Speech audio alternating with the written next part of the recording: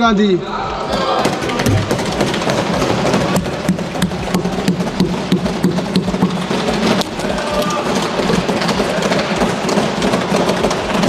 Thank you, Speaker Sir, for letting me speak today on the Constitution.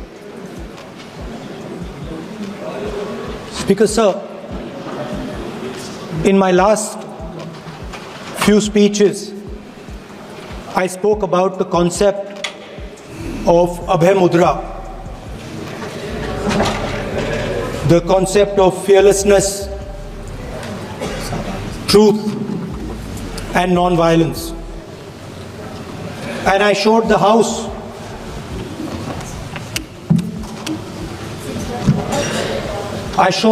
images of our different religions displaying this Abhay Mudra.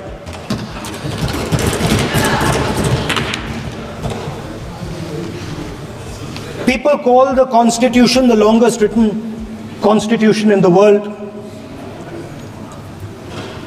But the Constitution contains a set of ideas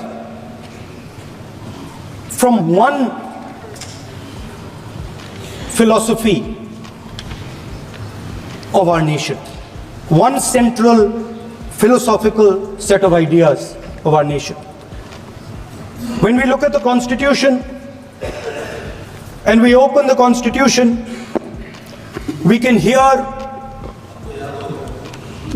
the voice and the ideas of Ambedkar, of Mahatma Gandhi, of Jawaharlal Nehru. But where did those ideas come from? Those ideas came from an old, profound tradition in this country. Those ideas came from Shiva, from Guru Nanak, from Basavana, from Buddha, from Mahavir, from Kabir, from a list of people. So when we speak of the Constitution and we show the Constitution, of course it is a document of modern India, but it could never have been written without ancient India and her ideas.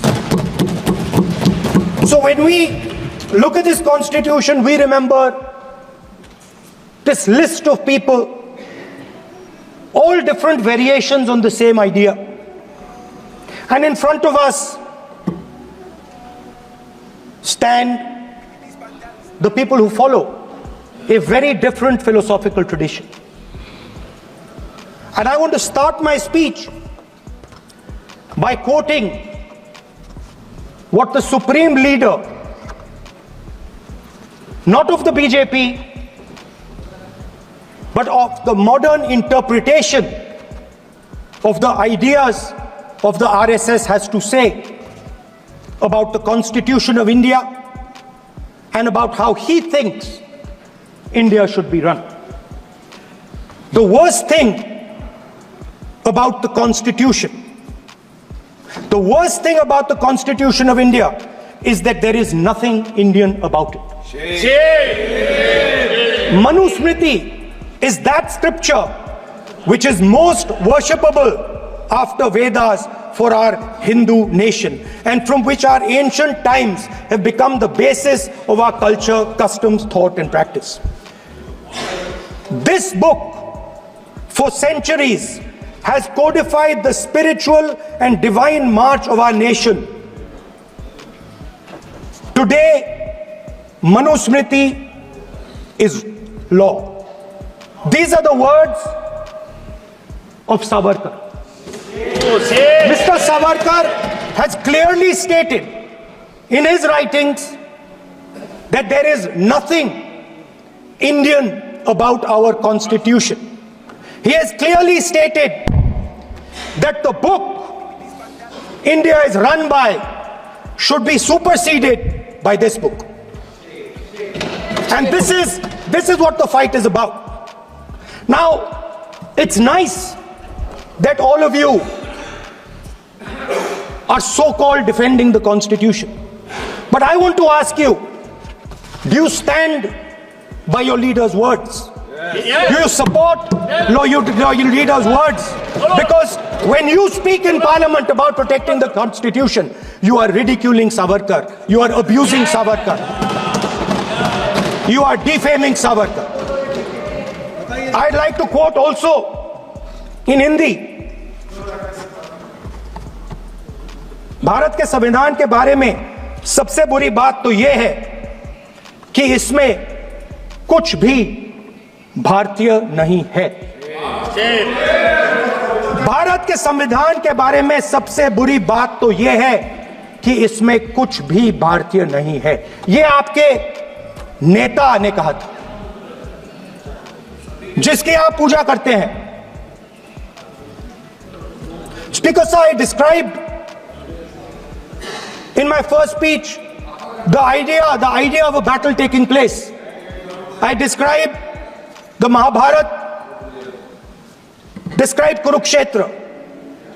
There is a battle taking place today in India. And on this side are the defenders of the idea of the Constitution. And from each state we have one. If you ask us Tamil Nadu, we will tell you Periyar. If you ask us Karnataka, we will say Basavana. If you ask us Maharashtra, we will say Phule ji, Ambedkar ji. If you ask us Gujarat, we will say Mahatma Gandhi. आप speaker को You praise these people. You praise these people hesitatingly because you have to. But the truth is that you want India to be run the way it used to be run. जैसे हिंदुस्तान पहले चलाया जाता था, वैसे ही आप हिंदुस्तान को चलाना चाहते हो। मैं बता रहा हूं, आ रहा हूं। पेशेंस रखिए थोड़ी, इतना एक्साइटमेंट नहीं होना चाहिए। स्पीकर सर, जब मैं छोटा था दिल्ली में, स्पीकर सर, दिल्ली के चारों ओर जंगल हुआ करता था। जो आज यहां रहते हैं उनको ताजुब होगा कि एम्स के बिल्कुल बगल में जंगल शुरू होता था। जहां रेलवे म्यूजियम है वहां पे जंगल शुरू होता था। वैसे ही जंगल में, दोनों नॉर्थ और साउथ, वैसे ही जंगल में हजारों साल पहले एक युवा, 6-7 साल का युवा, हर रोज सुबह उठ के 4 बजे उठ के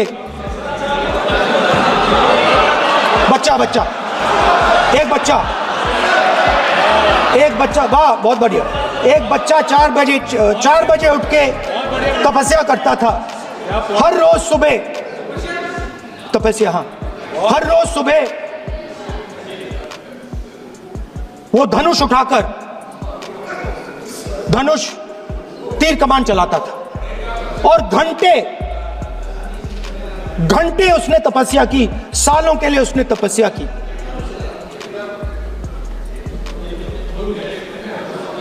पास लोगों को पता लगने लगा कि लड़का है। यही तो आप नहीं समझ सकते हो, यही तो प्रॉब्लम है। धनुष में तपस्या है, मनरेगा के काम करने में तपस्या है। तपस्या का मतलब शरीर में गर्मी पैदा करना, समझिए। हाँ, तब का ये मतलब है, तपस्या का ये मतलब है। तो ये तपस्या कर रहा था, लोगों को पता लगा और वो गुरु के पास गया। लड़के का नाम एकलव्य था और वो गुरु के पास गया और उसने कहा, गुरु द्रोणाचार्य जी, मैं सालों से धनुष चलाना सीख रहा हूं। मैंने अपनी पूरी शक्ति इसमें डाली है।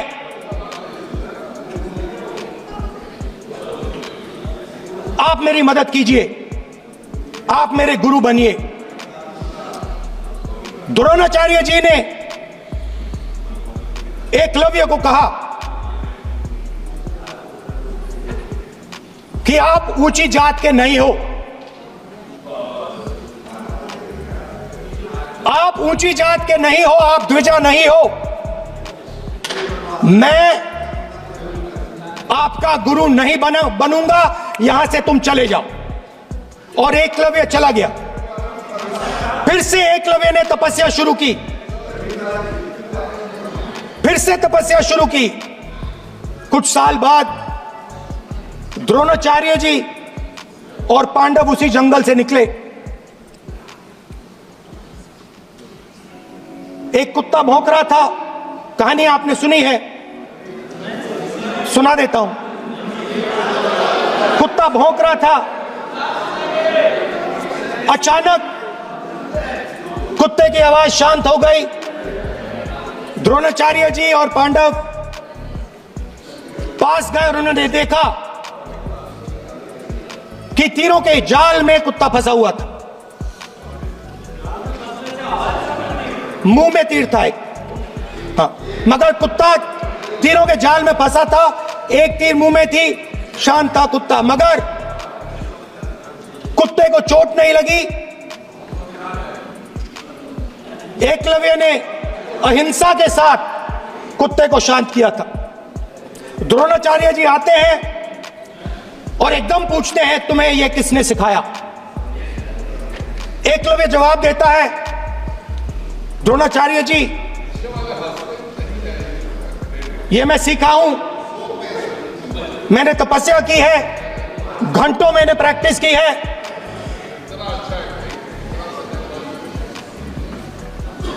आपने मुझे गुरु बनने से मना किया था, तो मैंने एक मूर्ति, मट्टी की मूर्ति सामने रखी और मैंने प्रैक्टिस की और मैं सीखा। द्रोणाचार्य जी खुश नहीं हुए। द्रोणाचार्य जी ने एकदम कहा, तुम्हें मुझे गुरु दक्षिणा देनी है। नहीं नहीं, ये आपकी स्टोरी है, ये आपकी स्टोरी है। मेरी स्टोरी है कि द्रोणाचार्य ने पूछा।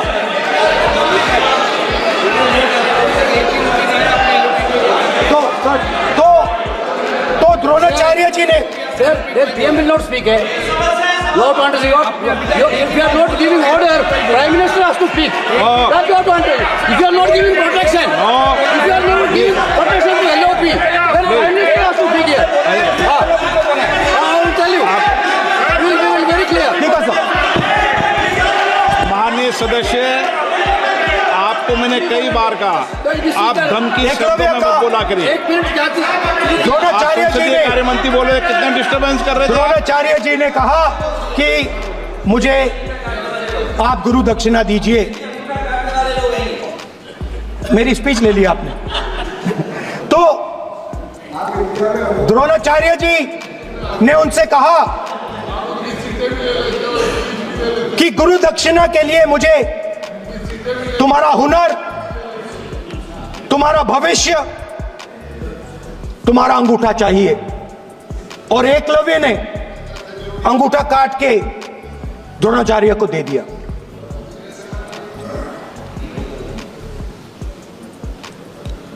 यह अभय मुद्रा है। इसमें कॉन्फिडेंस, स्ट्रेंथ, निडरता कहां से आती है? हुनर से आती है, इस अंगूठे से आती है। ये लोग इसके खिलाफ हैं। जैसे द्रोणाचार्य जी ने एकलव्य का अंगूठा काटा, वैसे ही आप पूरे देश का अंगूठा काटने में लगे हुए हो। आप जैसे ही एकलव्य का, जैसे द्रोणाचार्य जी ने एकलव्य का अंगूठा काटा, वैसे ही आप हिंदुस्तान के युवाओं का जैसे ही एकलव्य ने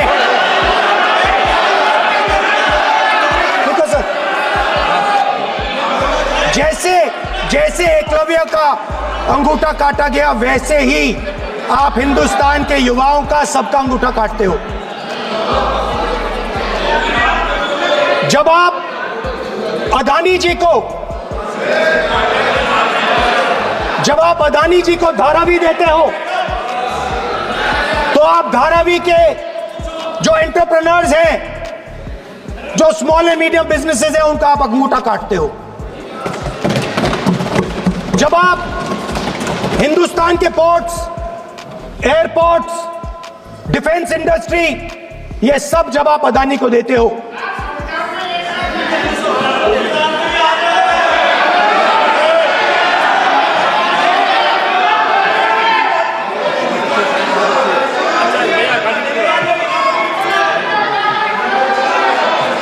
हिंदुस्तान के सारे जो फेयर प्ले बिजनेसेस हैं, जो ईमानदारी से काम करते हैं, आप उन सब का अंगूठा काटते हो जब आप अदानी की मदद करते हो। कॉन्स्टिट्यूशन में लैटरल एंट्री कर आप हिंदुस्तान के युवाओं का, पिछड़ों का, गरीबों का अंगूठा काटते हो।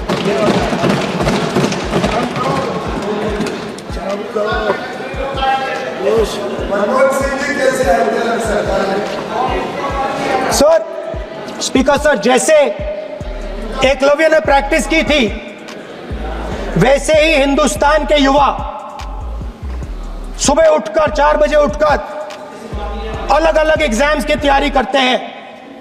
आपने देखा होगा, पहले हजारों युवा सुबह उठकर रनिंग करते थे, वेट ट्रेनिंग करते थे आर्मी में जाने के लिए। जब आपने अग्निवीर लागू किया, तो आपने उन युवाओं की उंगली काटी। जब आप पेपर लीक कराते हो, 70 बार आपने पेपर लीक करवाया है, तब आप हिंदुस्तान के युवाओं के अंगूठा काटते हो।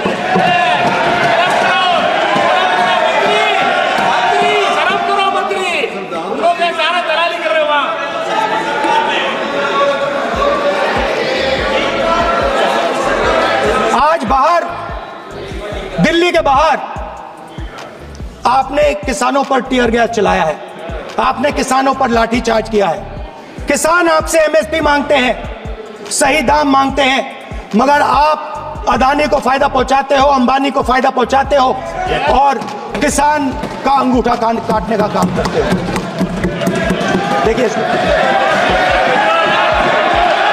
हम कहते हैं अभय मुद्रा, हम कहते हैं डरो मत, आप कहते हो हम आपका अंगूठा काट देंगे। ये फर्क है। एक तरफ कौन सर बोले, मेरे कहना है कि हम एक मिनट प्लीज बैठिए, आप बैठिए, प्लीज बैठिए, आप बैठिए। आज हम भारत के संविधान की 75 वर्ष की गौरवशाली यात्रा कर रहे हैं, और कर भाई ये चर्चा हुई थी कि हम संविधान की चर्चा करते समय उसकी उच्च कोटि की ये अपेक्षा है। आप स्पीकर सर, आप राष्ट्रपति सर, कॉन्स्टिट्यूशन में कहीं नहीं लिखा है कि मोनोपोली होनी चाहिए। कॉन्स्टिट्यूशन में कहीं नहीं लिखा है कि पेपर लीक होना चाहिए। कॉन्स्टिट्यूशन में कहीं नहीं लिखा है कि अग्निवीर होना चाहिए। कॉन्स्टिट्यूशन में ये सब नहीं लिखा है, इसलिए मैं यहाँ रेस कर रहा हूँ। कॉन्स्टिट्यूशन में नहीं लिखा है कि हिंदुस्तान के युवाओं का अंगूठा काटना चाहिए, उनका जो हुनर है उनसे छीना जाना चाहिए।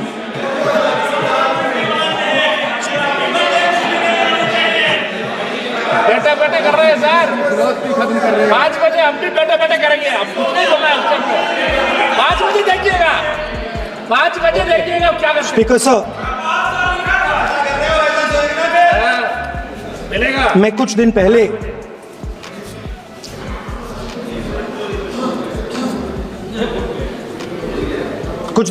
मैं हाथरस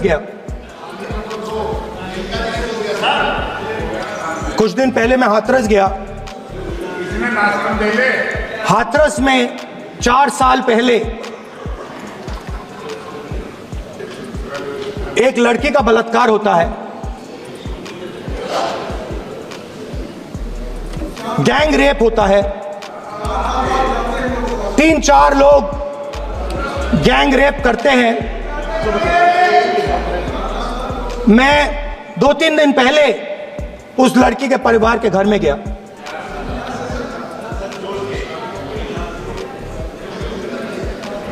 जिन्होंने गैंग रेप किया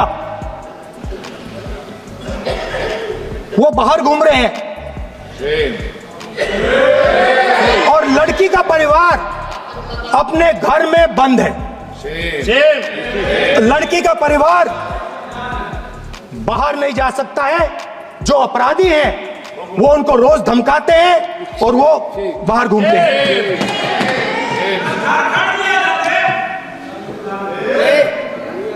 परिवार ने मुझे बताया कि बेटी का जो अंतिम संस्कार था वो भी नहीं करने दिया और चीफ मिनिस्टर ने इसके बारे में खुलकर मीडिया में झूठ बोला है। ये कॉन्स्टिट्यूशन में कहां लिखा है? ये कॉन्स्टिट्यूशन में कहां लिखा है कि जो बलात्कार करते हैं वो बाहर रहे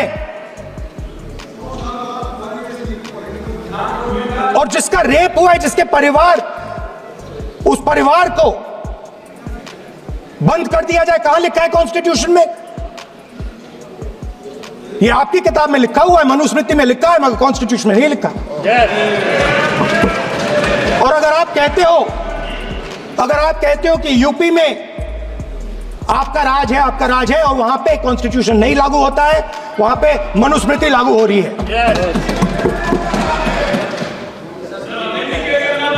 परिवार ने मुझे कहा कि यूपी की सरकार ने उन्हें वायदा किया था, कहा था कि हम आपका रिलोकेशन करेंगे, आपको कहीं और रहने की जमीन देंगे। आज तक 4 साल हो गए हैं, आज तक उनका रिलोकेशन नहीं किया गया है। और हर रोज उन्होंने मुझे फोटो दिखाई, वो बाहर निकलते हैं और जिन्होंने बलात्कार किया वो धमकाते हैं उनको। तो मैं इस हाउस में कहना चाहता हूं कि अंबेडकर जी के संविधान वाले लोग, इंडिया गठबंधन वाले लोग, हम सब मिलकर उस परिवार का रिलोकेशन हम करेंगे अगर आप नहीं करोगे तो। और हिंदुस्तान के हर गरीब व्यक्ति को हम ये कहना चाहते हैं, आपकी रक्षा कॉन्स्टिट्यूशन करता है और ये बीजेपी के लोग कॉन्स्टिट्यूशन पर 24 घंटा आक्रमण करते रहते हैं। कॉन्स्टिट्यूशन में लिखा है prohibition of discrimination on grounds of religion, race, caste, sex और place of birth. The state shall not discriminate against any citizen on grounds only of religion, race, caste, sex, place of birth or any of them. Some days back, youngsters from Sambal came to see me. Innocent people, they had done nothing. They were just, वो बस पास में थे, 5 लोगों को गोली मार के हत्या कर दी। ये कहां लिखा है कॉन्स्टिट्यूशन में? ये कहां लिखा है? कॉन्स्टिट्यूशन में तो लिखा है prohibition of discrimination of grounds of religion. और जहां भी आप जाते हो, एक धर्म को दूसरे धर्म से लड़ाते हो, नफरत फैलाते हो। कहां लिखा है कॉन्स्टिट्यूशन में? कहां लिखा है कॉन्स्टिट्यूशन में कि एक धर्म को दूसरे धर्म से लड़ाना है? कहां लिखा है कॉन्स्टिट्यूशन में कि दलित परिवार को बंद करके अंदर रखना है और उनके अपराधियों को बाहर घूमने देना है? कौन से कॉन्स्टिट्यूशन में लिखा है? मुझे दिखाइए।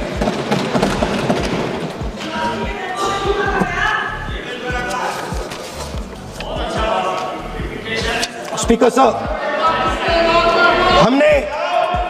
हमारी जो विचारधारा है, इंडिया गठबंधन की विचारधारा है, वो देश में कॉन्स्टिट्यूशन लाई है। हम सब मिलकर कॉन्स्टिट्यूशन की रक्षा करते हैं। अंबेडकर जी ने कहा था, if there is political equality but no social and economic equality, political equality will be destroyed. ये अंबेडकर जी के शब्द हैं और आज ये बात सबके सामने है। पॉलिटिकल इक्वालिटी जो थी वो खत्म हो गई है। हिंदुस्तान के सारे इंस्टीट्यूशंस कैप्चर कर लिए गए हैं। सोशल इक्वालिटी नहीं रही, फाइनेंशियल इकोनॉमिक इक्वालिटी नहीं रही। इसीलिए हमारा अगला कदम जाति जनगणना होगा। हम देश को दिखाना चाहते हैं कि आपने किन लोगों का और कहां कहां अंगूठा काटा है। हम दलितों को, आदिवासियों को, पिछड़ों को, किसानों को, मजदूरों को दिखाना चाहते हैं कि आपने किस किस का अंगूठा काटा है। इसलिए जो मैंने वायदा किया था, इसी हाउस में यहां हम कास्ट सेंसस लागू करेंगे और उसके बाद हिंदुस्तान में एक नए तरीके का विकास होगा, एक नई तरीके की राजनीति होगी। जो मैंने पहले कहा था, जो आपको अच्छा नहीं लगता है, 50% रिजर्वेशन, उस दीवार को हम यहां तोड़ेंगे। 50% रिजर्वेशन की दीवार और जाति जनगणना हम यहां करा के दिखाएंगे। आपको जो कहना है कर लो, कह लो। स्पीकर सर, बहुत बहुत धन्यवाद।